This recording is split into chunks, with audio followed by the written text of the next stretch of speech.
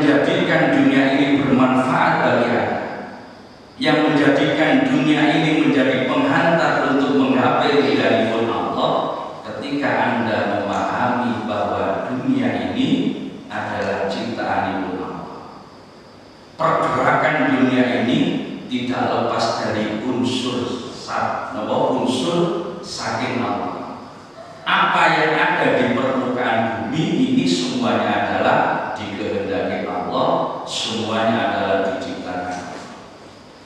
Anda mempunyai uang 10.000, maka ketika 10.000 adalah semuanya adalah pemberian Allah, maka sebelum Anda memegang uang 10.000, maka Anda bersyukur.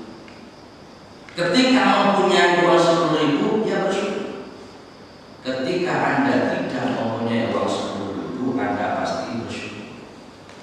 Karena apa? Tidak melihat dunia ini, tidak melihat uang ini nominalnya, tapi pemberian Allah. Ketika Allah belum memberi uang 10.000, maka kita tetap bersyukur.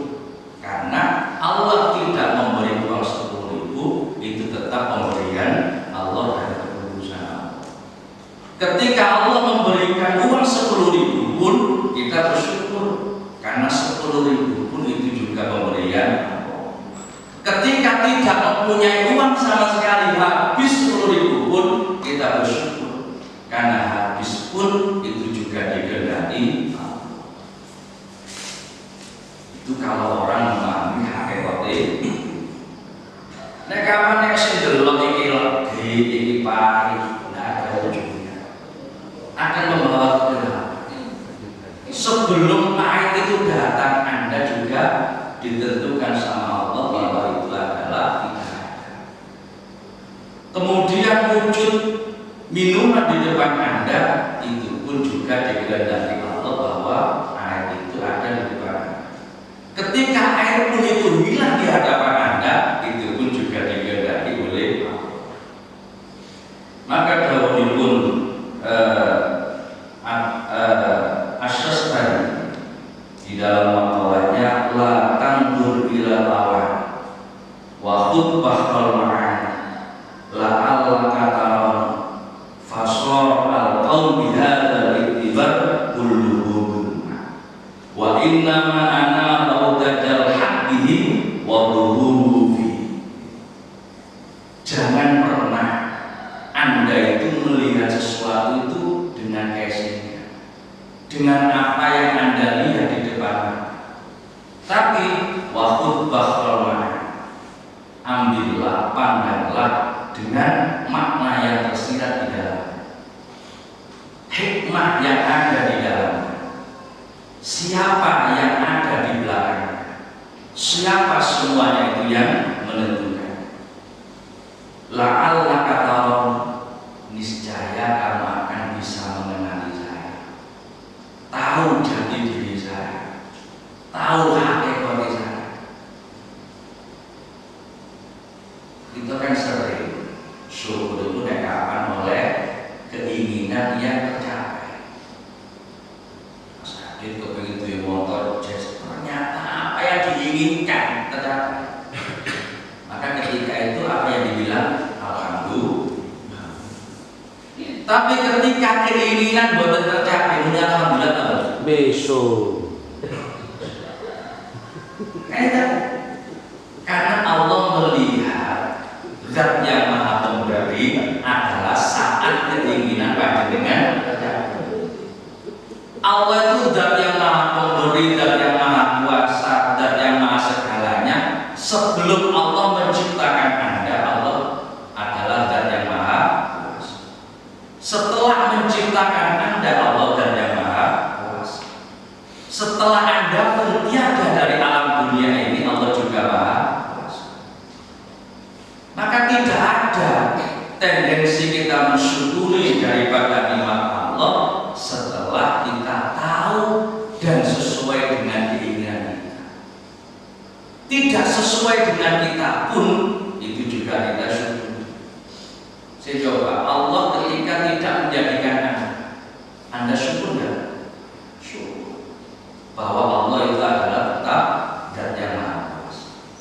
Ketika Allah menciptakan Anda bersyukur. Karena jelas Allah menciptakan. Karena Allah zat yang maha kuasa. Ketika Allah meniadakan panjenengan, kita tetap bersyukur karena Allah pun yang meniadakan. Maka kekuasaan Allah itu tidak terbatas. Sebelum Allah menciptakan semuanya dan menghilangkan semuanya, Allah tetap zat yang maha kuasa. Kita apa-apa nek ana tendensi. Kapan saya alhamdulillah saya. Kapan saya alhamdulillah maka katut tiba. Bersyukur itu nama tendensi ini saat Allah menunjukkan betul-betul di atas mata kepala. Ditunjukkan bahwa kita itu selamatkan nama. Tapi ketika setiap hari, setiap saat Allah memberikan nikmat yang begitu banyak, tidak pernah kita Allah tidak pernah lupa dengan kita, tapi kita sering lupa sama Allah. Selalu perhatian sama kita, tapi kita pun tidak pernah perhatian sama Allah. Maka dijelaskan oleh Al-Quran, Allahu nurus samawati. Allah itu adalah cahaya bagi langit dan bumi. Artinya pergerakan di permukaan bumi dan pergerakan di langit itu semuanya tidak lepas dari unsurnya Allah. Gerak-gerik apapun, kejadian apapun itu tidak lepas dari unsurnya Allah. Coba kalau Anda mengatakan saat ada tsunami di Aceh yang memporak-porandakan rumah dan sekitarnya, itu yang memporak-porandakan siapa? Pasti mengatakan tsunami. Ada gempa telah meluluh-lantakkan semuanya. Hujan telah menghabiskan semuanya.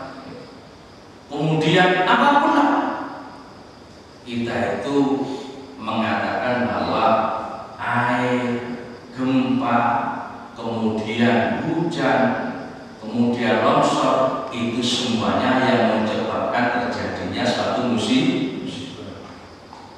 Tapi kalau orang itu paham di balik longsor itu bergerak, di balik air itu bergerak terjadi tsunami, di balik musibah yang terjadi itu semuanya adalah kehendak Allah. Air tidak bisa apa-apa, bumi tidak bisa apa-apa, pohon pun tidak bisa apa-apa, kecuali semuanya itu dikehendaki oleh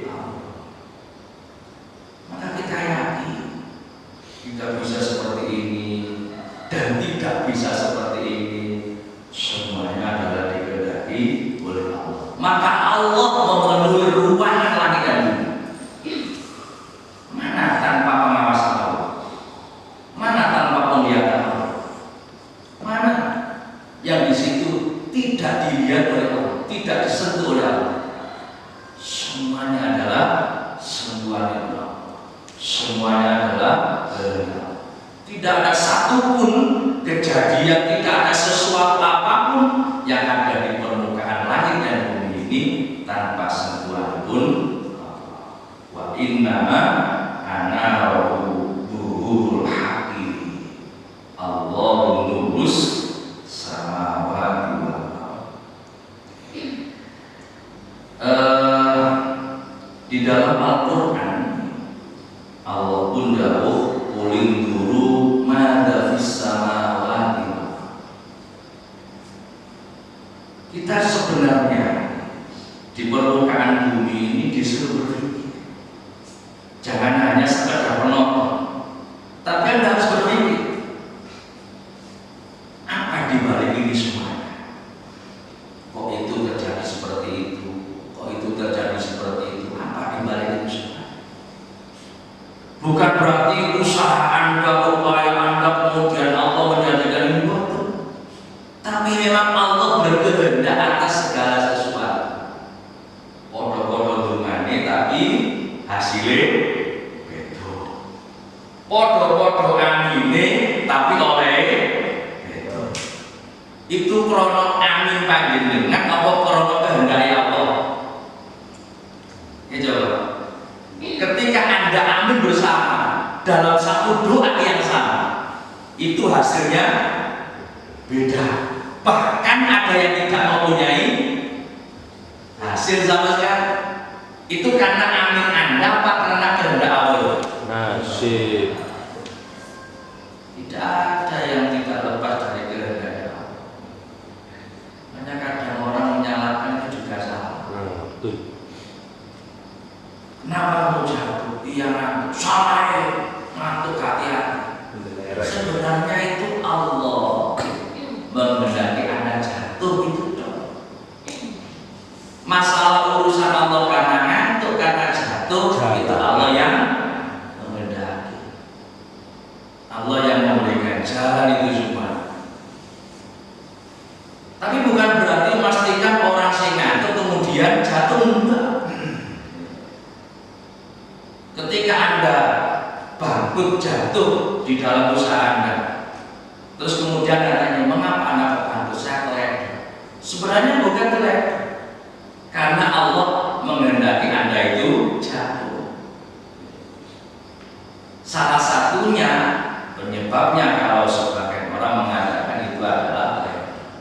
Tapi tidak semuanya orang terlena itu jatuh. Maka mana yang benar? Yang benar adalah semuanya kehendaknya Allah. Selesai. Sama kalau melihat kayak gini, nah iya, kok bisa ya orang tuanya pada hendak sekolah hanya lulusan SD, kok bisa ya menjadikan anaknya dosen?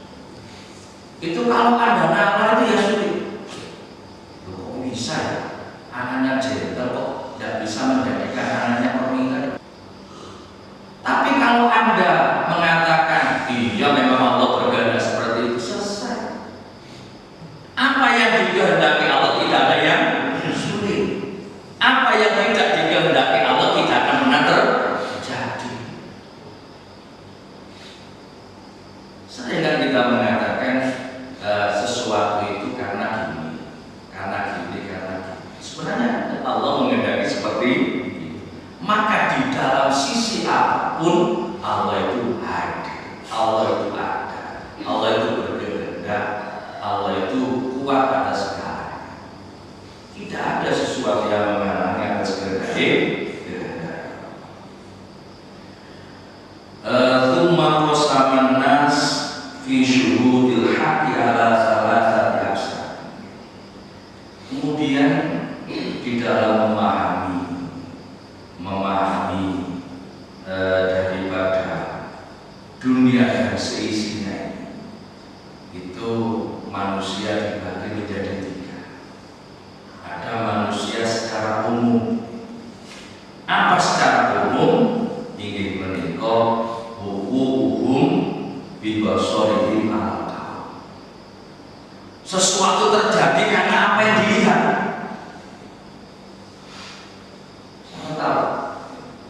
Seumpama ada orang itu kemudian jatuh di tengah jalan dan tahu panjenengan jatuhnya karena kesandung, maka Anda mengatakan meripati dita, kandel terus kesandung kemudian itu pandangan orang awam, pandangan orang umum bahwa karena kita tidak hati-hati, karena kita itu jalannya itu tidak lihat bawah, kemudian tersandung, kemudian jatuh. Itu orang. Kamu bekerja biar kamu kaya. Maka orang kaya itu adalah orang yang bekerja. Orang yang miskin adalah orang yang tidak bekerja. Itu orang awam. Nah, kamu diam aja di rumah, bagaimana mungkin kamu bisa kaya?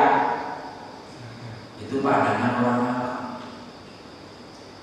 Tapi kalau kita melihat pandangan orang khusus, beliau mengatakan yasyhaduna al-haqqa bi mujarradi wuqu'i basarihim. Kalau orang khusus mengatakan kejadian apapun di permukaan bumi ini karena ada sebab musabab. Ada sebab musabab. Apa sebab musabab? Sebab musabab karena orang itu mau untuk gerak, mau untuk bekerja, mau untuk berusaha. Dari sebab itu Allah memberikan jalan keluar. Karena dia mau berdagang, Allah memberikan dagangannya itu laris. Karena dia mau melakukan ini sehingga tercapai ininya. Maka di situ sebagian orang khusus mengatakan di situ ada sebab musabab. Ada sebab musabab. Sebabnya gue turu makanya gak paham. Sebabnya gue ngantuk makanya gak nyandar. Sebabnya gue gak mangan makanya luwe. Ada sebagian orang itu yang lebih khusus lah. Yaitu apa? Yang memandang segalanya itu adalah tanpa sebab musabab, tanpa perantara. Tidak mana itu. Saya jatuh istrimu, saya dia jatuh gitu aja. Allah menghendaki kita jatuh. Ketika Anda berjalan ke arah selatan, tidak ada karena apa-apa, karena Allah menghendaki Allah jalan selatan selesai. Nah iya, memang orang tuanya itu ahli mabuk, ahli main, makanya anaknya ya seperti itu.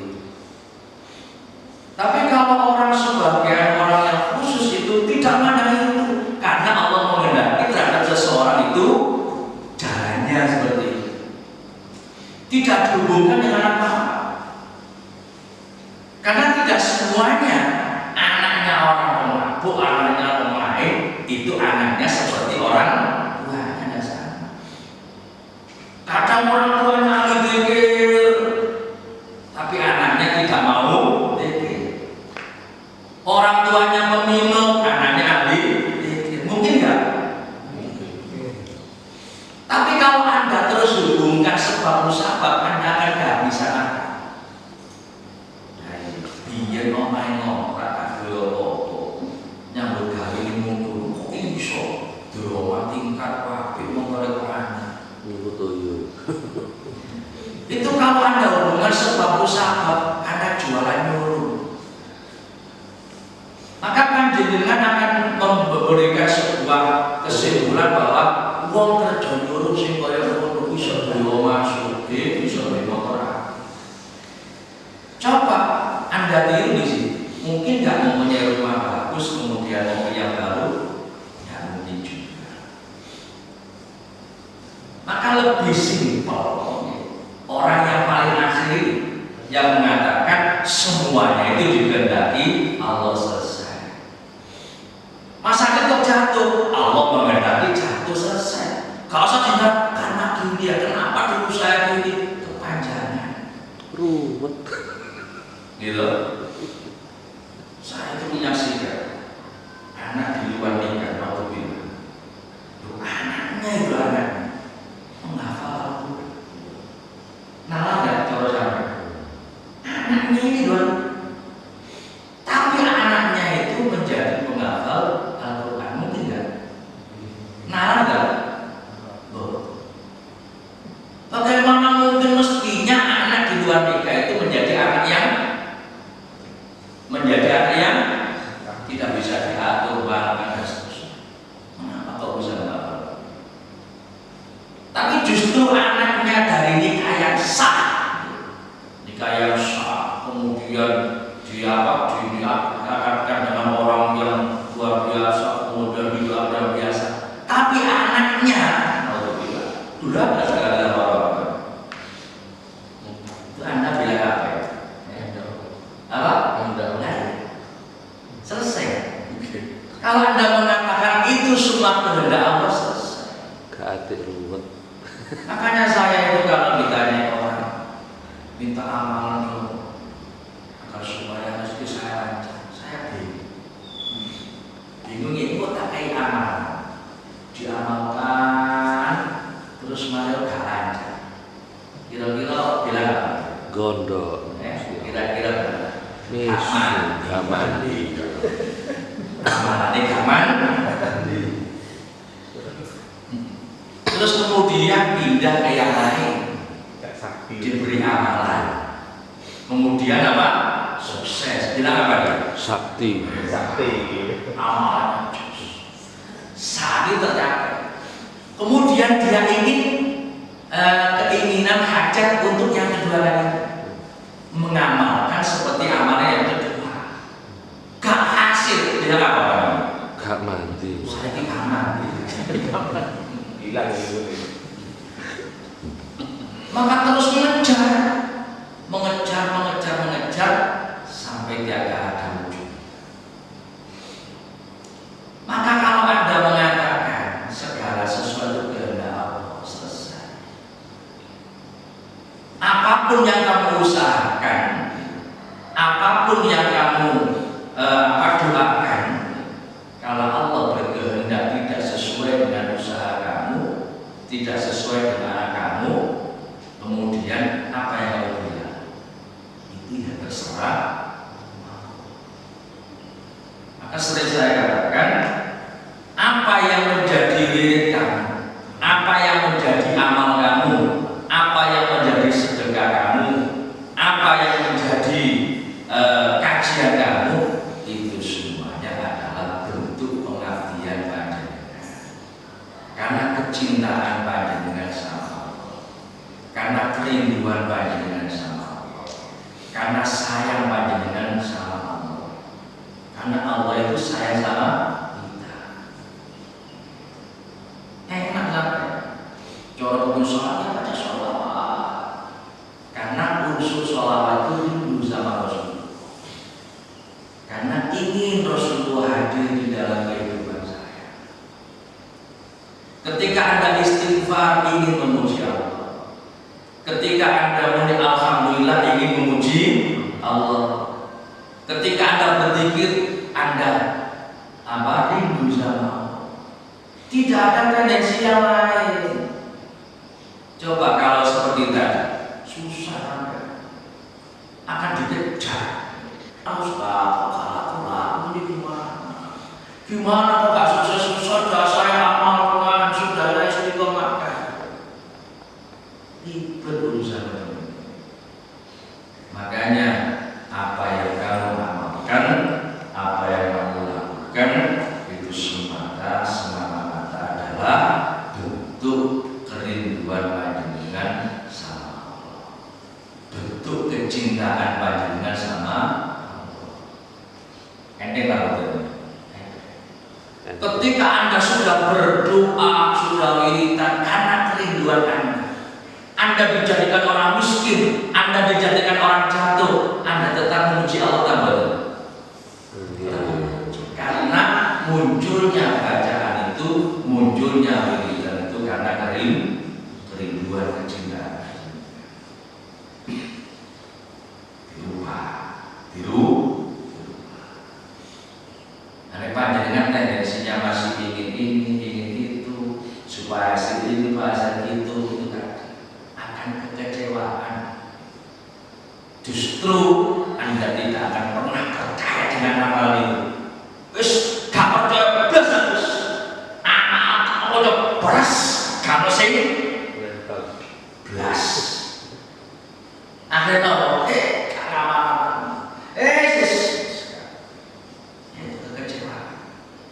pada akhirnya putus asa.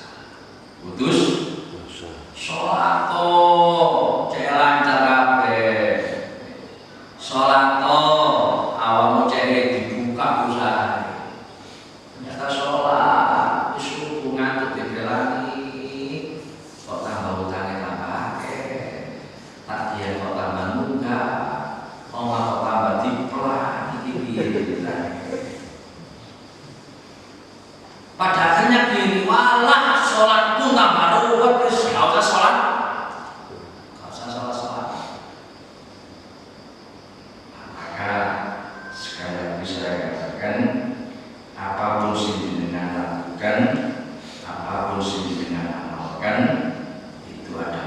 bentuk kecintaan panjenengan sama Allah, bentuk kehambaan panjenengan sama Allah, bentuk kerinduan panjenengan sama Allah. Sami mau berdoa, coba baca Burda, tidak ada kepentingan apa selain ingin menyanjung Rasulullah, menghadirkan Rasulullah di mana kalau panjenengan sedaya enak. Tapi kalau baca Burda ya rek, bocah raja, penyakit bocah waras, itu akan ribet. Walaupun Burda itu berawal dari orang yang sakit, tak sembuh-sembuh, kemudian menulis sebuah bait yang dikatakan Burda itu, yang mana di situ dari itu Allah memberikan kesembuhan. Kemudian Anda sakit baca itu, dibaca setiap hari, setiap hari, Quran dengan dikawal. Tapi penyakitnya kamu sembuh, maka Anda tidak akan pernah menyentuh Burda. Jika buka-bukaan, Burda itu terus pancet penyakit itu tambah. Kalau jamaah yang dimuliakan Allah, Abdus Salam bin Masyish dawuh dumateng inggih menika satripun Abil Hasan Asy'ari, ya Abul Hasan, hadidil basar al-iman ladidillah fi kulli syai'. Batasilah pandangan Anda itu dengan keimanan. Lihatlah sesuatu dengan keimanan. Artinya sesuatu itu adalah kehendaknya Allah. Sesuatu itu kodok-kodoknya Allah. Sesuatu itu adalah pemberian Allah. Sesuatu itu adalah kehendak Allah.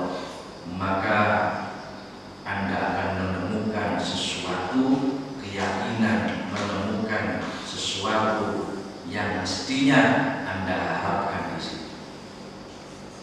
Yaitu tadi, Anda akan bersyukur sama Allah walaupun Allah tidak memberikan sesuai dengan keinginan Anda. Anda tetap bersyukur sama Allah walaupun Allah memberikan terhadap Anda sedikit dari apa yang Anda harapkan. Anda tetap bersyukur sama Allah, kemudian Allah menghabiskan pemberian Allah di masa Anda. Anda tetap bersyukur. Enggak hasil beruntung. Nah, kemudian habis bersyukur. Perayaan saya di luar, sultannya, ayo kali dulu ya. Tapi kalau Anda itu dari awal semuanya itu memahami hakikatnya adalah pemberian Allah, kehendaknya Allah, apapun yang ditakdir oleh Allah, apapun yang dikehendaki oleh Allah, tidak akan pernah susah. Kulo memberikan satu pembahasan yang mana di situ beberapa kalamipun Hatimul Aswad. Beliau menceritakan di dalam satu kisah, Ja'at imra'atun fasa'alat hakiman an mas'alah. Hatimul Aswad ini ulama sufi. Beliau didatangi seorang perempuan sambil beliau bertanya, meminta sesuatu. Fattafaqo annahu kharaja minha fi tilkal halasut. Fattafaqo lahu kharaja minha fi tilkal halasut. Kemudian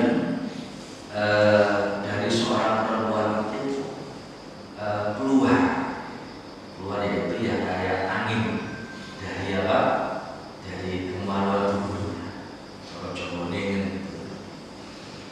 Kemudian fafajalat atau mahadir irfa'i shorta. Kemudian seorang wanita ini mengatakan, ngapunten ya maaf, saya tentu. Tapi Hatimul Aswad ini berpura-pura tidak mendengar dari pembicaraan. Karena apa? Jangan sampai sesuatu yang terjadi pada perempuan ini menjadikan dia malu.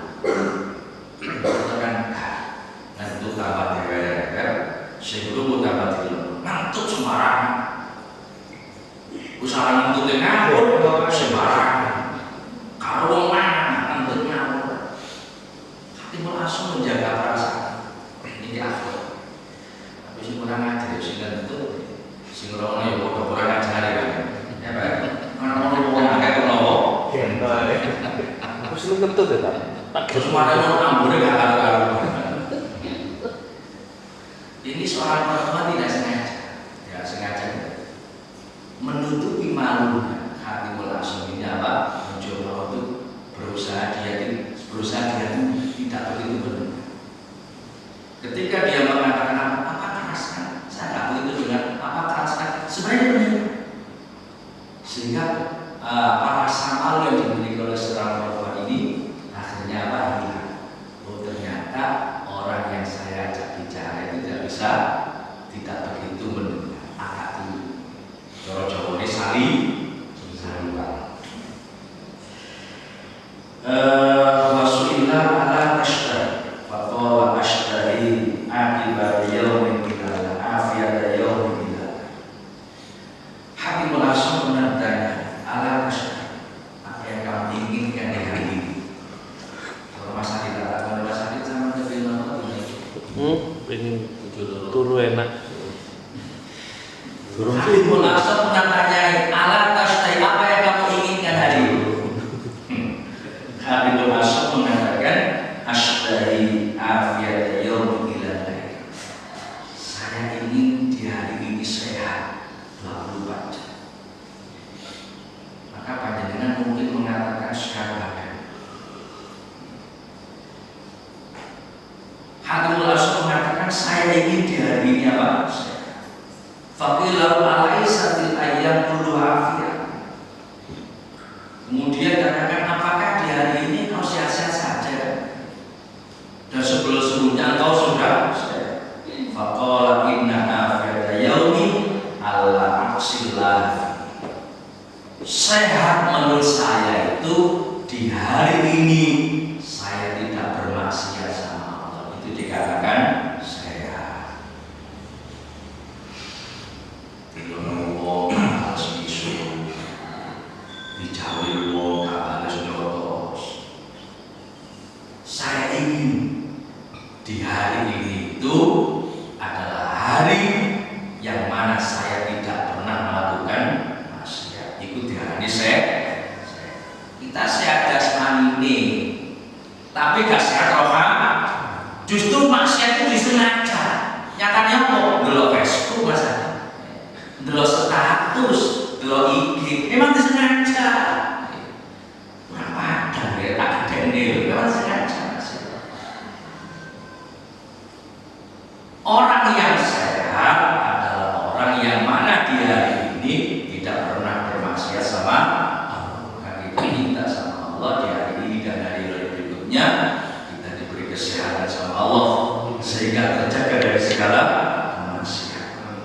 Wa kuntu fi ba'dil ghazawat fa akhadani turki fa ajani lidabri falam yashtahil bi. Suatu hari di dalam suatu peperangan ada seseorang yang telah ingin membunuh saya. Kemudian saat saya mau dibunuh, falam tashtahil bi, saya tidak ada sedikit pun di hati saya itu rasa khawatir ini tidak ada sama sekali. Kita sedino kaman ya guru kabeh Pak. Saulan gak nyambut gaya rambut wis berbarangmu. Opo kabeh sing model yo. Iku dokter hati iku menilai hijau. Menilai kuning. Usia. Itu karena menunjukkan hati iku, hati ini bingung rambutnya melok.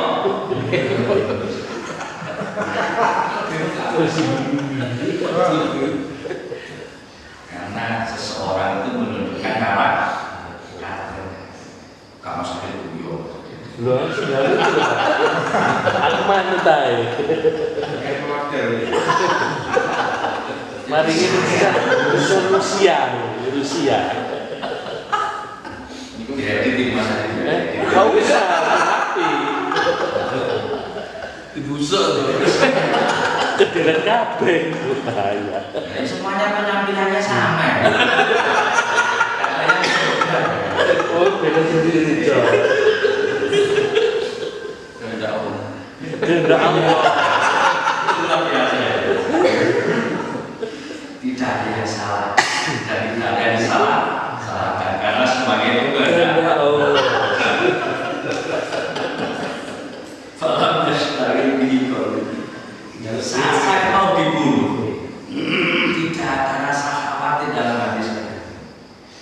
bal kuntu angguru mata yahkumullahu bihi.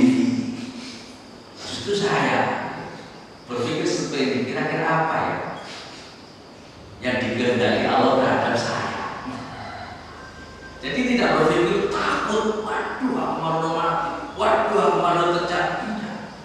Tapi justru pikir kira-kira apa yang dikehendaki Allah atas saya.